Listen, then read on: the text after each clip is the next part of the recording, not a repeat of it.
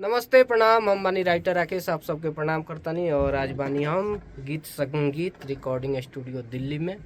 और आज हमारा साथ बानी बहुत अच्छे गायक भाई मित्र शैलेश प्रेमी जी। आई शैलेश प्रेमी जी से कुछ बात कही जाओ, गीत संगीत हुई कुछ। आई नमस्कार प्रणाम, हर हर महादेव। हम मानी भोजपुरी गायक शैलेश प्रेमी। और आज देखिए मेरे साथ बड़े भैया राइटर राकेश जी हैं और बहुत अच्छा लग रहा है। आज हम लोग का ढेर सारा गाना रिकॉर्ड हुआ है, देवी गीत, लोकगीत, बहुत अच्छा सॉन्ग रिकॉर्ड हुआ है जो कि आपको शैलेश प्रेमी इंटरटेनमेंट पर और अदर कंपनी से भी देखने को मिलेगा, सुनने को मिलेगा। और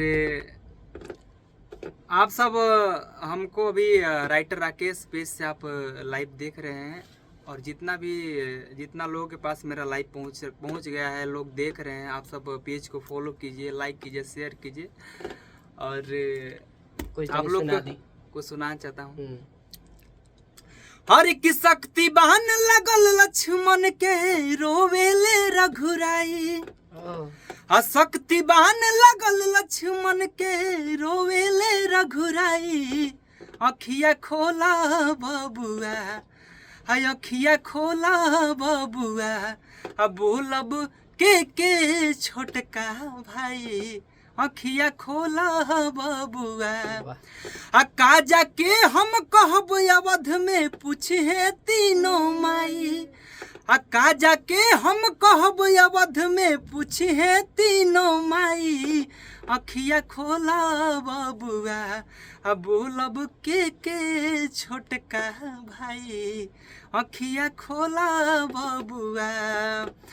और अभी जिस तरह शैलेश प्रेमी को आप सब ढेर सारा प्यार आशीर्वाद देते हैं, उसी तरह आप सब भैया को प्यार आशीर्वाद दीजिए, भैया के पेज को प्यार आशीर्वाद दीजिए।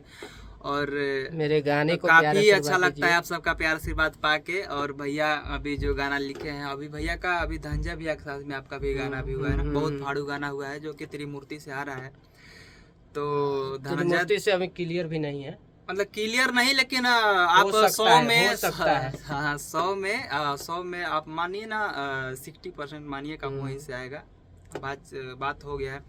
और उस गाने को अभी ढेर सारा प्यार आशीर्वाद दीजिए। गाना तो अभी सुना नहीं सकते हैं क्योंकि गाना चोरी होने का डर है, क्योंकि बहुत सारे चोर बैठे बहुत पड़े ब्रांड हैं। गाना आ रहा बा। और शैलेश जी के साथ भी बहुत जल्द हम आ रहा बनी गाना लेके। आप सब ढेर सारा प्यार आशीर्वाद दीजिए और ये पेज के फॉलो कर पेजवा के जो वीडियो देखो तनी एकरा शेयर करब सब दबा के, ठीक बा भैया लोग।